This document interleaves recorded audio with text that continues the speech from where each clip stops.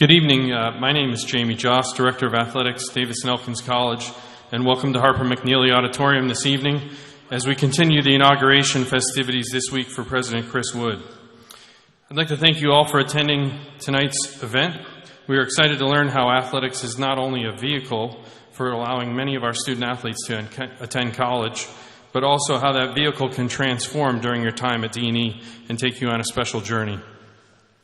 Another note of gratitude to all of our student athletes in attendance this evening and our staff members for your service work yesterday evening for Rise Against Hunger, preparing 15,000 meals for those who lack basic nutrition needs. That's pretty impressive and I think deserves another round of applause.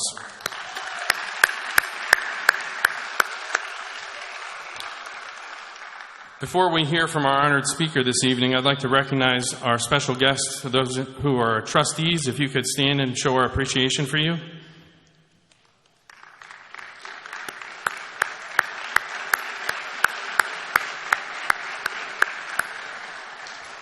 And now it's my honor to introduce President Chris Wood to share some opening remarks and reminders for the rest of this week's inauguration activities.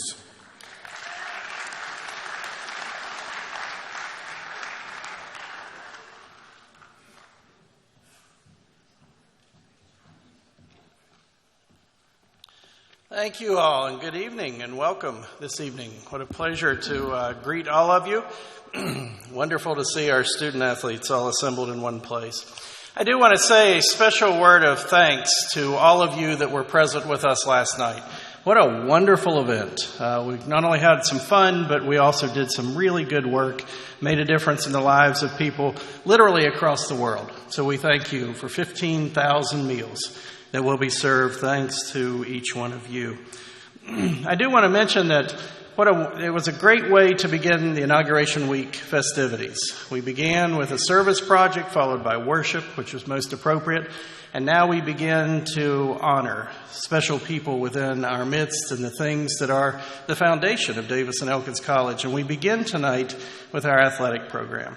And we certainly want to lift that up, but we also want to say to each of you that are our student athletes, we thank you for your dedication. And as I have had a chance to come around and see the different teams over the year, you're making us proud as an institution. So I thank you very much for that. Throughout the rest of the week, we do want to invite you to the rest of the inauguration festivities. Tomorrow night in the Buck and Joni Smith Forum next door, we will be celebrating the arts at Davis and Elkins College, and we invite you to come out for that at 7 o'clock. On Wednesday evening of this week, we're going to be celebrating academics, and we have the Poet Laureate of West Virginia that will be joining us once again at 7 o'clock in the Buck and Joni Smith Forum. And then on Thursday, the day of the inauguration at 11 a.m., David Morrison, one of our trustees, will be providing a lecture in the chapel talking about Journey and American Dreaming. And then at noon, we will be dedicating the Morrison Novakovic Center for Faith and Public Policy. And then at 4:30 that afternoon, right here in this auditorium, will be the actual inauguration. And again, we invite all of you and look forward to gathering together as a community as we celebrate Davis and Elkins College. Thank you all for being a part of this evening, and thank you for your support in my time with you. I am overjoyed to be a part of D&E, and I have been looking forward to this week for a long time, as well as meeting our speaker for the evening. And from what I hear, I think we're all in for a real treat. Thank you.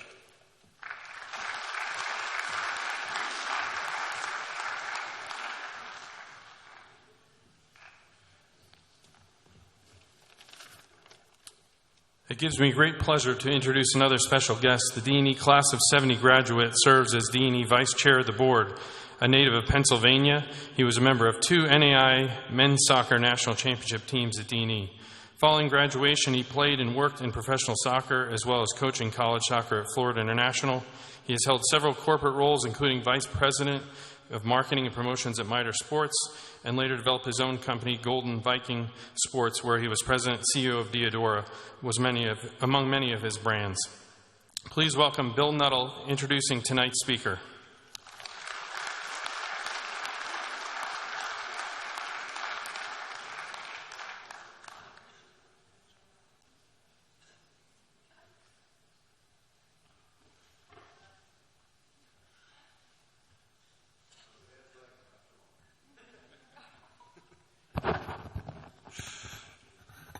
Thank you. Appreciate it.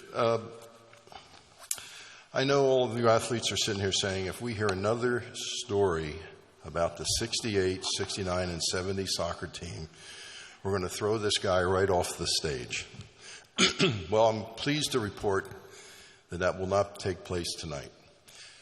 We are looking at what takes place beyond the field or beyond the court or whatever else we are involved with. I am real pleased to introduce a former alum and trustee. And you see bios, you saw Hank's bio, everyone has seen it. It's been that real black and white, here's what he's done, here's how it happened, and here's where he is today. But there's so much more in between those lines that I'm just going to take a couple of minutes to explain. Hank was a trustee in 2008. And for this group here, except for a few faculty and staff, this college was in big trouble. We're in dire straits, and a good chance that the doors were going to be closed. Buck Smith came on board. Paul Stirrup was the president, and Hank was a very influential trustee. And Hank, through the guidance and collaboration with Buck and the rest of the group, slowly dug this college out of a big ditch and into really a debt-free campus. He was a founding member of Senator Soccer and Friends of Senator Soccer. And at that time, the McDonald Center was not open yet, was under construction. Hank led the $100,000 campaign, which Foss provided. He went from there to spearheading and chairing the Finish the Field, Light the Field, and the Scoreboard campaign. That was $1 million campaign. And Hank spearheaded that as a trustee trying to take this school onto bigger and better things and providing us with some great facilities. Hank is in every soccer Hall of Fame. So for those of you that don't care about soccer or don't have any interest in soccer, just take your own sport and think about what Hall of Fames there are in those sports. Hank is in every soccer Hall of Fame that he is eligible for. The D&E one is a given. The National Soccer Coaches Association, the Warner Fricker Award, which is for outstanding 20-plus year service. You have to be in the game 20-plus years in order to get that. And, of course, he's in the West Virginia Hall of Fame, which just took place last year. Hank grew up in a modest existence, like most of us did, blue-collar, hard-working family. Went into got his master's degree at WVU. Went into college coaching at Warren Wilson College, Appalachian State, where they were a national powerhouse, and Boston University. And he also was the chair of the Harvard venue for the Olympics, which took place in 1984. So that was, so that's where Hank was really very influential. He then became the Director of Sports Marketing for Gatorade. So that's a nice little line there. Director of Sports Marketing for Gatorade. Oh, that's impressive. For all of you in this room, Gatorade is a household word. Even when it's a Powerade dunk, it's still the Gatorade dunk. Hank was the Director of Sports Marketing for Gatorade. He was responsible for the marketing direction for all of the sports at Gatorade. He was also responsible for the Gatorade dunk, which you see in every game, football game, baseball, whatever, the Gatorade dunk. And that's where Hank was in the middle of that. He oversaw, then he moved on to U.S. Soccer, and he became the CEO of U.S. Soccer.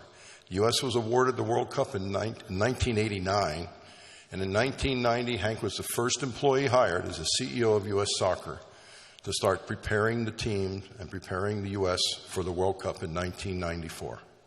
Hank was the first employee hired as a CEO. This is all Davis and Elkins guy, just like the rest of us in the room here. He's seen 2 World Cups, men's and women's, 2 each. The Olympics. He has now has his own consulting firm with anybody who knows anything about soccer, calls Hank and hires him to be involved. He was involved with the Morocco World Cup bid, where he had to submit the bids. So, the accomplishments are through and through, but I think right now, if you asked Hank what his most cherished accomplishment is, I think he would say that it has been married to his lovely wife, Ruth Ann, for all these years. He's got a son, Corey, who's in his third year of medical school at Arizona. And he's got a son, Chad, who just finished 16 years as SEAL Team 7 commander. 16 years serving our country. And that is we owe him a big debt of gratitude. I introduce you to my friend, my teammate, and definitely my hero. And I saw his speech tonight. Boring. So I introduce you to Hank Steinbrecher.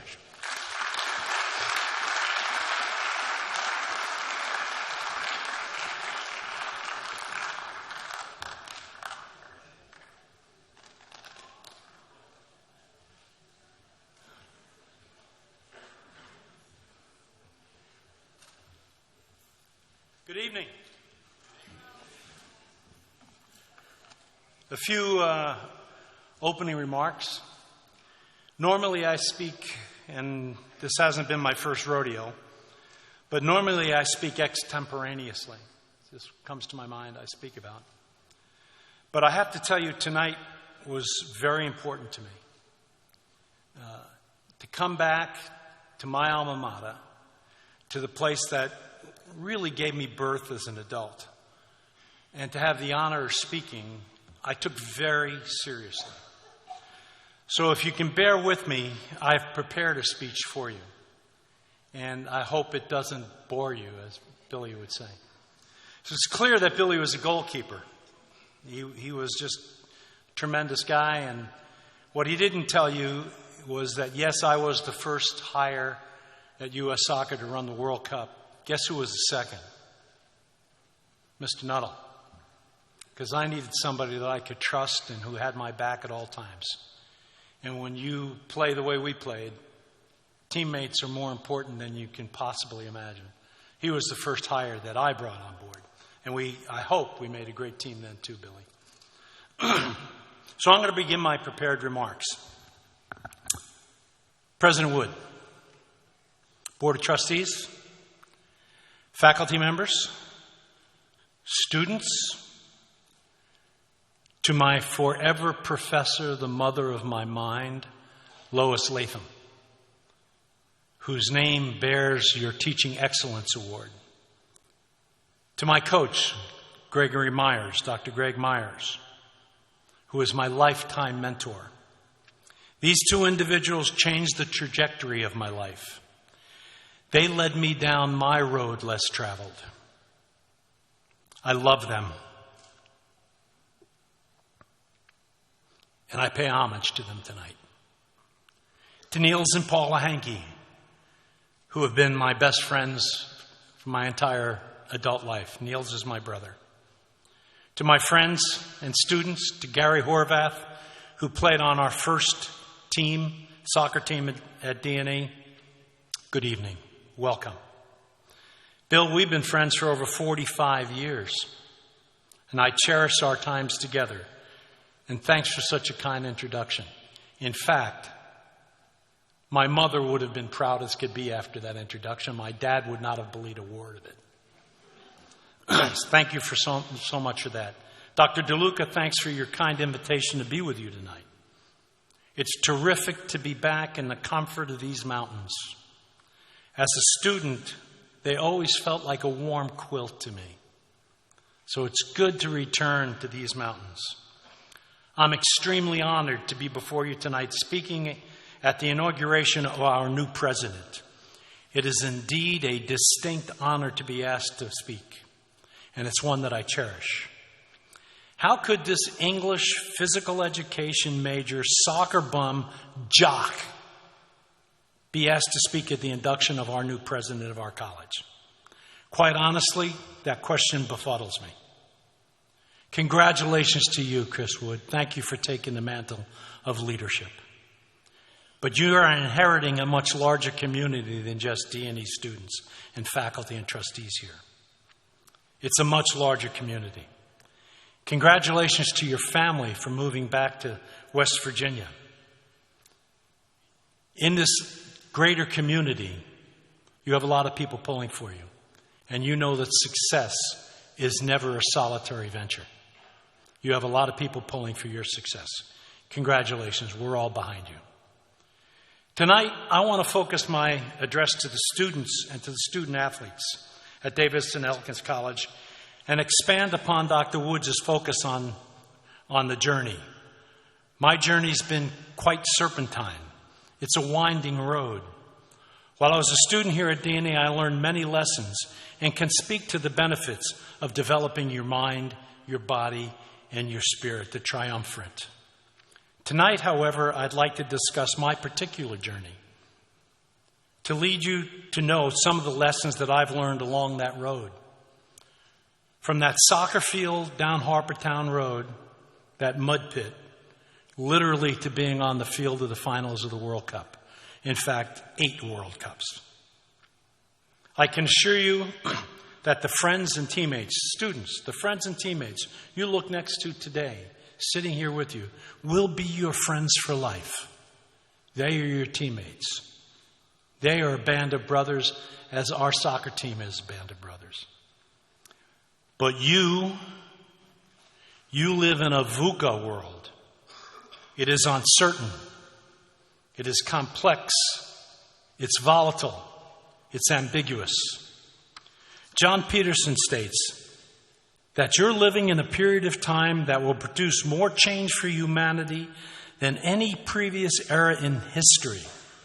It is a time of extraordinary importance that will fundamentally reshape almost every aspect of your life during the next 2 decades. Wholesale change is taking place in almost every segment of your reality, and the pace will only increase in the coming years. That's the world you are inheriting, and it is daunting. I come from the world of sport and from business. In 1965, I went to college to become an English teacher. I ended up being a CEO. What did I know about business? I was an English teacher, soccer bum jock. I loved Shakespeare. I loved to quote Shakespeare. I like punctuation. Even in business, I like punctuation. I love those commas and periods. And when you had 2 commas in a number, I love negotiating those deals. English commas were very important in business. And the more commas there were in a line, the more I loved it. Yes, I come before you tonight as someone who has spent his life in sport and in business. I come tonight as someone who's played, who's coached, who's refereed, who's administered the game of football in America. By that I mean soccer. I've seen the many sides of our sport. As a young man, I sold hot dogs and poured beers in the stadium. And then I served as the chief operating officer for ISE Hospitality, a company that managed all the hospitality in the 2006 World Cup in Germany, including 350,000 premier tickets. I've sought corporate sponsorships for U.S. soccer and our national teams. And I've made the decision as to where sponsorship dollars should be placed in sport for Gatorade. I've had the responsibility of hiring our national team coaches. Yes, I was the first guy to hire Bruce Arena as our national team coach and Tony DeChico as our women's coach. I've also had the heavy burden of letting national team coaches go. I've experienced the business and the political aspects of my sport and have been under the spotlight, the hot spotlight of the international media. I was a scrub player, and I was a secretary general of our association. I've served on various Olympic and FIFA committees and have been involved with the Olympics since 1984 and with FIFA since 1982. Literally, I come from the sandlots and streets as a youth player to the finals of the FIFA World Cup. But through football, I've become an internationalist. I've traveled the globe, over 100 countries, experienced the rich tapestry of cultures, the beautiful mandala of what makes up our own country. For the past 25 years, I've served in the most senior leadership positions in a variety of organizations. Now, that sounds bold, and I recount these things really to you in a humble spirit, not to impress you and not to be braggadocious on my background and my career or my particular journey, but rather to demonstrate the depth of experience that I've had that gives me all this gray hair and may give insight to the lessons that I've learned along my journey and what I think is important and what I think I will ask of you tonight. In fact, I don't think I'm going to ask something of you tonight. I'm going to ask something of you tonight. I'm lucky indeed to have learned some lessons that people with gray hair think of. These lessons I hope to impart upon you today. They're hard-earned, and it's been through my life's journey. Lesson one. Smart's a start. Just being accepted and graduating from D&E, you represent less than 1% of the world's population. Everyone here is smart. All those with whom you will compete with are smart. I remember making the transition from the academic life at Boston University to the corporate life of the Quaker Oats Company. And I can tell you it was kind of scary. I cannot believe how smart and how young some of my colleagues were. They were all really smart, all Ivy Leaguers. But yet some went on to succeed and some did not. Those smart guys at a company like Enron, a huge, mega business in energy, they thought they were the smartest guys in the room. They're now in jail for 50 years for embezzlement. They played too smart, too fast, and as my mom would say, they were too smart for their own britches. They played fast and loose, and right now they're sitting in a jail cell. Bernie Madoff, some of you may be young enough or old enough to remember that name. He was smart, and he was the smartest guy in the room. He stole billions of dollars, and he destroyed many people's lives. Destroyed them for greed. Some of the people he destroyed were my friends. Too smart for his own britches. He's now in jail for 150 years. No, smart's not the answer. Smart's only a start. Smart's just a start. Lesson 2. Hard work pays off, but it alone is not the ticket to success. In fact, being smart and working hard will not make you a success. When I was young, my dad would always tell me, work done before fun. I thought he was just being his normal Teutonic self. But he was a pretty wise man. I don't think he ever went beyond the 8th grade, but he was wise. I hated the advice, work done before fun, as it meant I couldn't go play soccer, couldn't go surfing, and I couldn't hang out with the boys. I hated it until I figured out that you had to make your work fun. And once I found that out, most of my life, it's all been fun. Hard work and intellect are only 2 ingredients for success, but they're not the keys to success. Lesson 3, bring on your passion. Show me your guts. Put it on the field. By now, in your academic career, I hope you've had the opportunity to read Ray Bradbury's Fahrenheit 451. And if you recall, in this futuristic world, reading was illegal. Fire departments started fires and burned books. The fascist government of this time controlled everything. But yet some intellectuals and rebels went to the forest to become a commune. And in this commune, everyone would give up their personal identity. They would take on the character of a book. They would memorize it. No, they would become it. They wanted to preserve literature by giving up their identity, their self. Else all literature and knowledge would be burned and destroyed. As an employer, I would often ask prospective employees if they lived in this kind of society, what book would they be? What book would you be? What book would you be? Their answers would always give me a good idea about what they were passionate about and what their thought process was. Passion is essential in everything you do.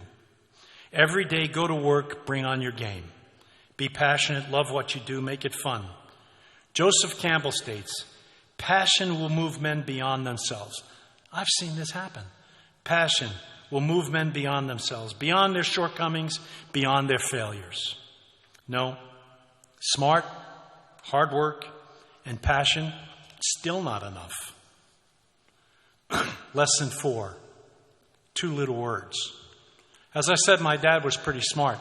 Wise, maybe not smart, wise. And he would tell me a story of the difference between 2 little words. He didn't even know they were prepositions, but they were the words with and for. And he would tell me that if you worked all your life thinking you worked for someone, you were doomed to be a slave. Your life would be one of slavery. You would hate the man, and you would hate your job, and your life would be a misery. If, on the other hand, you went throughout your life thinking that people worked for you, you have a worse fate. It's a fate of arrogance, and that arrogance will bring you down. You tend to see people as commodities instead of as humans. And he would tell me that the difference of 2 little words were the difference of success and failure. I've kept that lesson in my heart, and I hope you do as well, that you work with people, with each other, with your teammates, with your families, with the larger community to accomplish great goals. Lesson 5. Most important lesson of all for me. Integrity is what it's all about. Integrity. I realize that it's cliche to say that integrity is the difference between success and failure. Some say that indeed poor people, might have very high levels of integrity. My response is that if they have personal integrity, then they are a success. Dennis Waitley says, a life lived with integrity, even if it lacks the trappings of fame and fortune, is a shining star whose light other people can follow. If you are a leader, your charges will always be looking at you and your moral compass. What are you made of? They will see your ability to have empathy. They will always measure you by, do you mean what you say, and do you say what you mean? My son is a senior officer in the Navy SEALs. He spent the last majority of the last 10 years downrange, which means, well, I guess you all know what downrange means. It means that he's living in quite a lot of danger. When he is home, I often quiz him on the values of the SEALs. What's it take to be a SEAL? Clearly, it's essential that leaders have integrity. Everyone in a squad must have integrity or people die. In his business, there's no second place. In his business, there's no percentage of market share. You either win or you die. And they built a culture of accountability. You're accountable for your success and your failure, and you need to embrace them both. He states that you become what you accept. Now, I've seen many CEOs, perhaps without an MBA, succeed because of their ability to lead, through their integrity and accountability. You are, he says, what you accept. You are what you accept. So if you accept laziness, you are lazy. If you accept slovenly behavior, you are a slob. If you accept cowardice, you are a coward. And the SEALs and you should set extremely high standards of what you accept, because you become what that is. Warren Buffett, in talking about integrity, says, somebody once was looking to hire people, asked me when I look to hire people, what are the qualities you look for? And Warren Buffett says, integrity, intelligence, and industriousness. And let's face it, if they don't have the first, the other two will kill you. Think about it. It's true. If you hire somebody without the first, you really want them to be dumb and lazy. The next 2 lessons are the most important to me. They really have little to do with business as they do with life. And let's face it, When you experience a white light experience, when you get close to death and you see the white light, you don't think about business and you don't think about sport. You think about your loved ones and only your loved ones. You think about people, family, friends, colleagues, communities. And I wish to tell these next two lessons by the way of stories. I hope you don't mind these stories. Lesson 6. There's a difference between heaven and hell. There really is a difference between heaven and hell. And this is a story of a lucky man who received a great gift from God. He was given a gift to be able to visit heaven and visit hell before he died to see what each place was like. I mean, after all, this fella could spend the rest of his life and eternity in one place or the other. So he had an opportunity to go to hell, see what it was like. If he saw the agony in hell, the pain, the suffering, he would lead a God-fearing, straight life and stay out of hell. No way we'd want to go there. If he visited heaven and saw the rapture, saw the joy, saw the experience of bliss, he would want to lead a good, God-fearing life, a straight life, and he would aspire to heaven. Well, this guy was something similar to me, and he had a lot of wild days when he was as a youngster. He thought most of his friends would most likely be in hell. So he would visit there first, and everything he heard about hell was terrible. So he thought he'd start there and end up at a good place in heaven. So this friend went to hell. And hell was not anything like he thought it would be. He thought that of all things he had heard about hell was obviously not true. There was no fire, no brimstone, no visible agony. There were no imps running around. The devil was not red. He didn't have horns. There was no trident. No, hell, the picture of hell was much different. He was met by the devil. And the devil was a very handsome young man, very articulate maitre d', who ushered this man into a great dining hall. And at this dining hall, in the middle of the dining hall, this beautiful cherry table. And around this cherry table were all the best foods ever cooked by mankind. And in front of them, all the finest bottles of wine that one could ever taste. And around the cherry table sat all of his friends. And they were in agony. They were in agony. And he looked closely because this wasn't the picture of hell. Great restaurant, great food, great wine. Best friends. This ain't hell. And he looked closely and he saw that in hell, his friends were frozen at the elbows and they were frozen at the back. And they were trying to do this. Now, to me, that's the definition of temptation. And to this man, that was the definition of temptation. So he thought he couldn't spend eternity with this temptation. So he decided he'd go to heaven. So he went up to the heaven. And there were no pearly gates. There were no harps. There were no clouds. There was no bells ringing at the gate. There was no book of justice. St. Peter came to meet him, and St. Peter was a young man, a young maitre d', who ushered this guy into this beautiful dining room. And in the middle of the dining room sat this cherry table. And around the cherry table, the most succulent foods known to mankind, the best wines ever tasted by man, all of his best friends. And he looked at his friends and they were all in rapture. They were in rapture. It was the same scene. And he looked even more carefully to see what was the difference. And he looked carefully. And even in heaven, they were frozen at the elbows and they were frozen at the back. There was only one difference between heaven and hell. They were doing this. They were feeding their friends. They were feeding each other. I'm here to tell you that you cannot succeed on the athletic field if you don't feed each other. Extend that. It's a lesson to learn. Extend that. You cannot succeed in business if you don't feed each other. You cannot succeed in marriage if you don't feed each other. You cannot succeed in life if you don't feed each other. It is the essence of teamwork. It is what you learn on the field that lesson, you must feed each other. And folks, that feeding process comes from only one place, and it comes from you.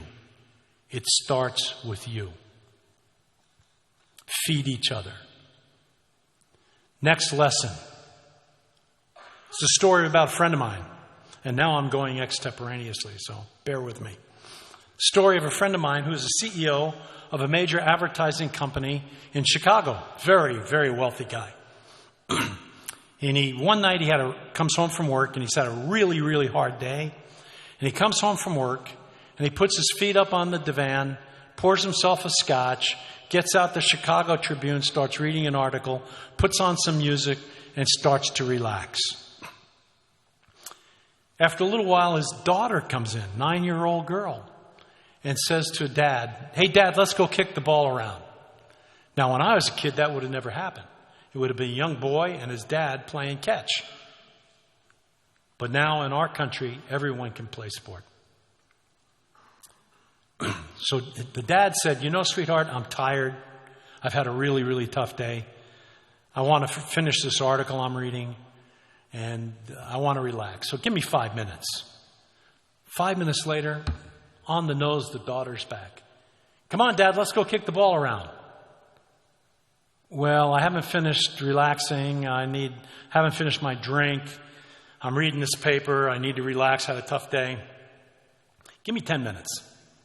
10 minutes comes back. She's right there, ready to go, ball bouncing. "Let's go, Dad." Now he's getting a little short. Had a tough day. And he says, "Listen, I haven't finished reading this article or drinking my drink. I need to put my feet up for a while and relax." And as he's reading the Tribune, the article he's reading, on one side of the page is a story about global conflict. All the places in the world who have war. On the opposite side of that page is a picture of a map, of a meridian map, with fires coming out everywhere on that map that there was a hot spot. So he takes the map out, he rips it out of the page, tears it in little pieces, gives it to his daughter and says, "Here, go to your room. Put this puzzle together, and when you come back, I'll play with you, I promise." 10 minutes she's back. The puzzle's put perfectly back together. The map's absolutely perfect. "Darling, how did you do this? How could you put it together? I know you're smart. You're my daughter. You got to be smart. How'd you do this?" She goes, "Well, Dad, what you didn't see on the back of that map was a picture of a kid. And I knew if I got the kid right, the world would be right. I knew if I got the kid right, the world would be right." So whether you're the president of a college, whether you're the CEO of a company, whether you're president of the United States, whether you're a teacher, whether you're a garbage man, whatever your profession is in life, remember I told you I was going to ask you of something of you today? Whatever you do, keep in your mind that your job is to get the kid right so that the world could be right. Those lessons you learn on the field of play, those are the lessons you have to impart upon children so that they learn the values of integrity, hard work, being intelligent, working with each other, feeding each other. Those are the lessons. And if you do that, our world will be a better place. Our world will be better. And after all, that's why you're here, to make our world better. So I ask you to go keep this in your mind at all times. And in ending, all I want to say is God bless you. God bless our college. It is a blessed institute.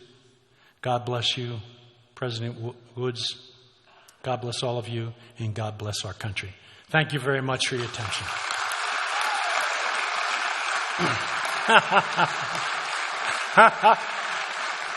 Wow. Wow.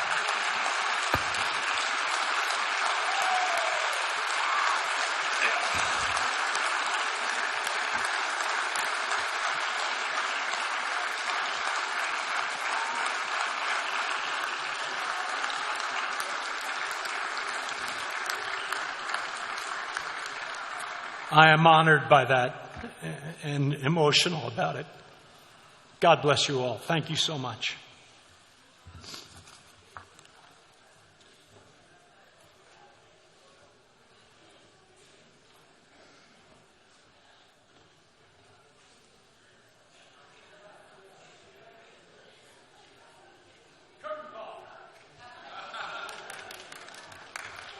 If anyone has any questions for Mr. Steinbrecher, please raise your hand. And I don't know if we have another mic, Dakota, that we could roam around with it. I'm sure some students have some questions. If I were in your seat, I'd be picking my brain as much as I could, because who knows how long it's going to be around. I'm sure you have some questions. So anybody have a question? No questions. I've left you stunned. Yes, thank you. Brave man.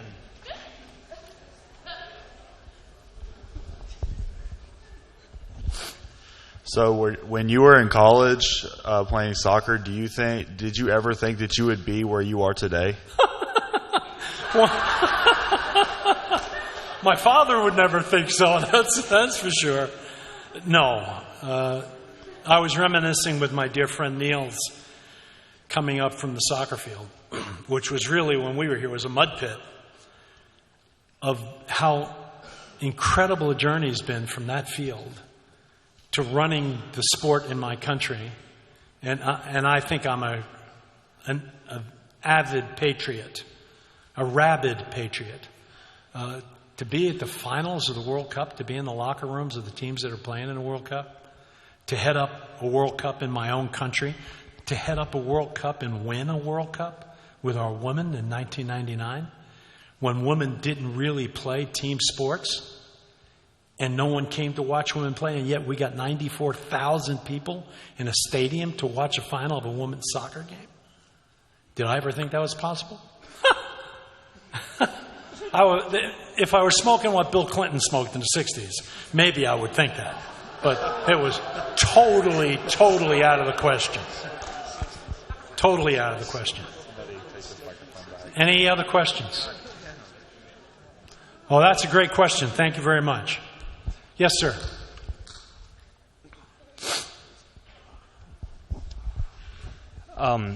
What would you say was the most important event that shaped your path to success in life? My two people that I mentioned at the very top of my program. Lois Latham was my English professor. Your teaching award is named after her. I had an opportunity to be more than a student with Dr. Latham. I was her houseboy. I was a little bit older than my teammates, and I didn't want to live in a dorm. I was here as a very serious student. And I felt that the dorm life was not going to be conductive for what I wanted to do. Plus, I'm coming out of Brooklyn. If somebody threw a water balloon at me, I'd probably annihilate the guy.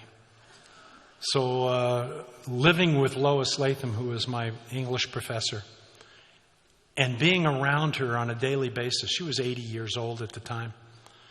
I was rough out of New York City, and every morning she'd pick out a word out of the dictionary and say, use it 3 times, come back at dinner, and tell me how you use that word 3 times.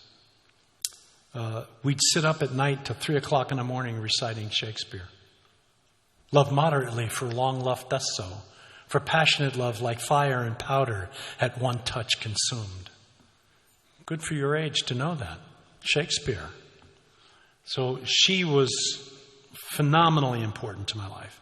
And my coach, my mentor, who got me out of New York, who brought me to Elkins, West Virginia, to have an opportunity to play for a national championship team, he's been my mentor for my life. He's totally changed the trajectory of what I thought my life would be. I was going to be very happy being a coach. I coached for 11 years at the university level, and I would have been very happy doing that. But the Lord saw a different path for me. It was my road less traveled. Another question? Now we're talking. I like this.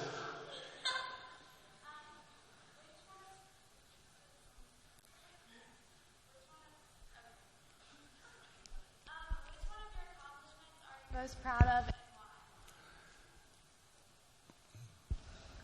It's easy for me to answer that. My family.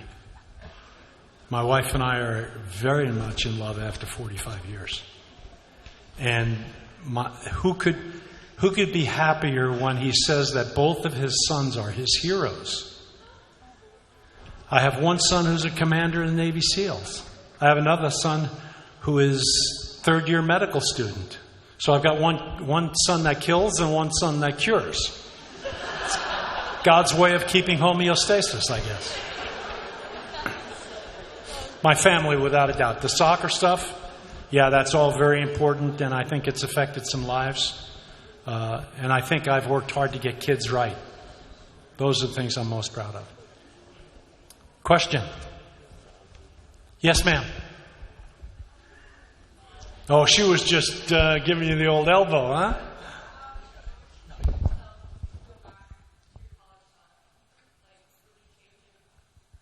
What would I say to myself? Chill out. I've been kind of like an A++, AAA battery kind of personality.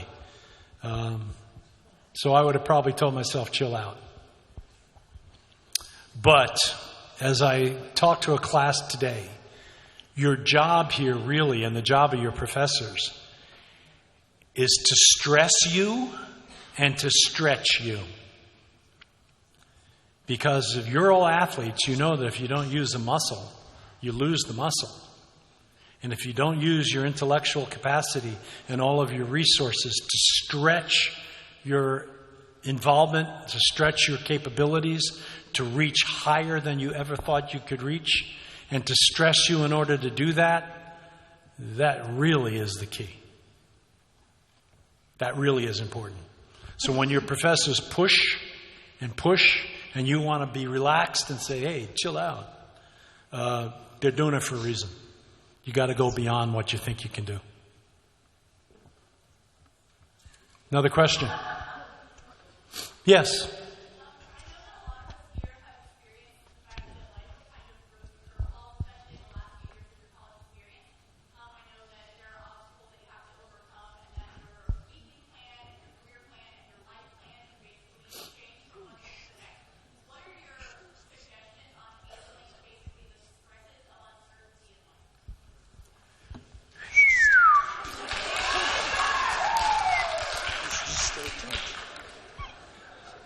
President Wood, you're the preacher. Would you like to come up?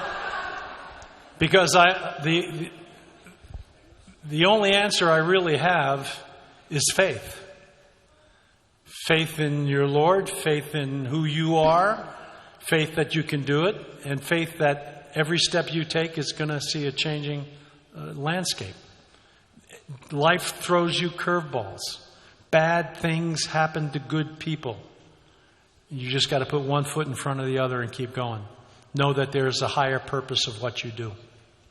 That was a brilliant question. Brilliant question. Yes, in the back. Earlier in Dr. DeLuca's O&A class, you mentioned about the Gatorade dunk. Can you elaborate on that?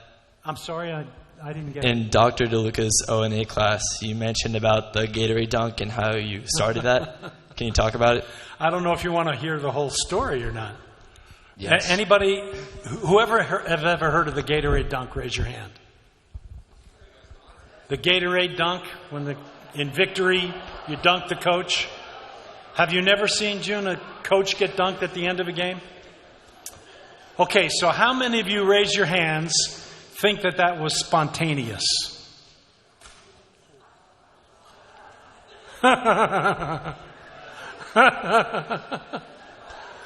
It was a marketing tool. A marketing tool by Gatorade. And when I went to work for Gatorade, we were a small regional brand that wanted to go national. And how do you do that? The formula is very much like Pedialyte. So there were some segments of the company who wanted us to be a medicinal product.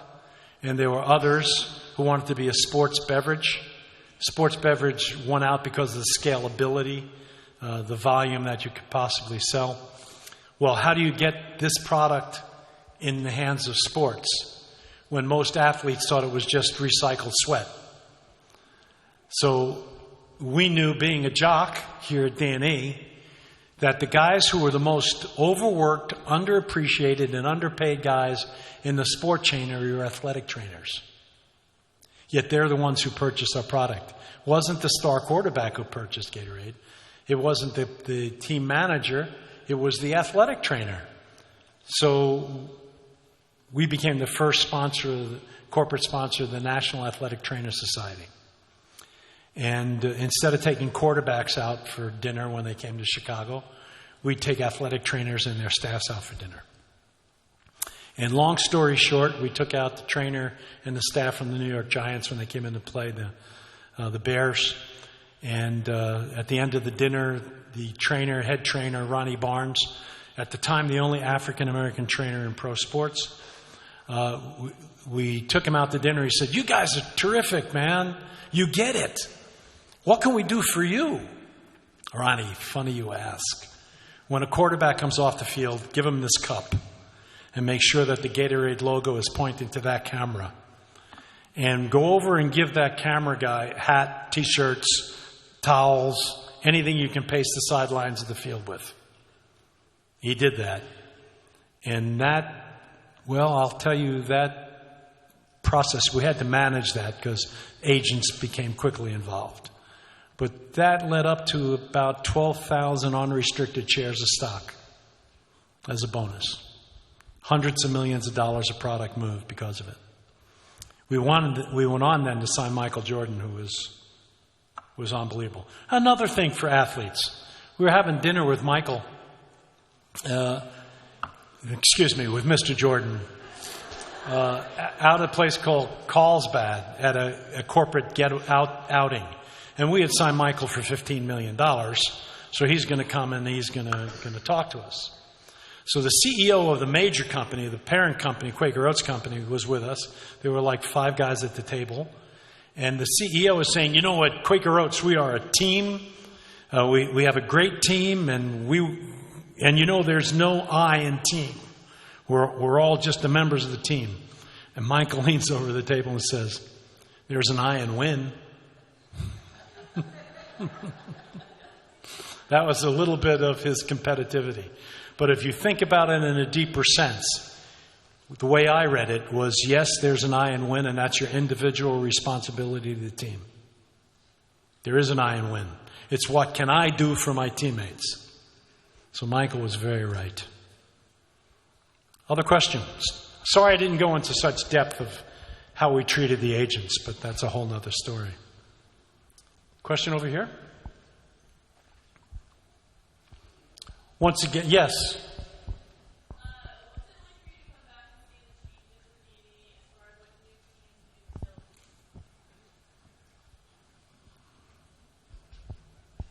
What's it like?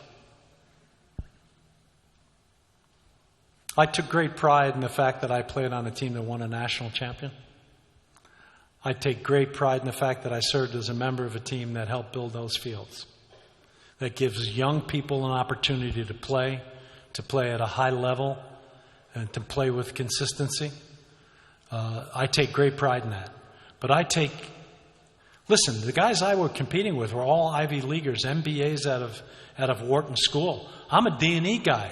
The joke was, when I was here, D&E stands for dumb and ignorant. Wait now, I'm competing with all these guys that are Harvard MBAs. I'm the boss. I'm the boss, not you. How did I get to be boss and not you? You spent $100 million on your education at Harvard. I got a better one down in the mountains in Elkins. So I take incredible pride of what I've learned and what this school has meant to me. Incredible pride. I know Billy does. I know Niels does. We take incredible pride. Be very proud of where you're coming from. This is a great institute. It's a blessed institute, because when we face our worst times, the Lord sees fit to give us His best people. And believe that to be true. Take that to the bank. Any other questions? Guys, I am honored. I'm thrilled to be with you. President Wood, congratulations. You've got a team pulling behind you, pal. And I'm sure this school is going to go to even greater heights. Thanks very much. God bless you. God bless the United States.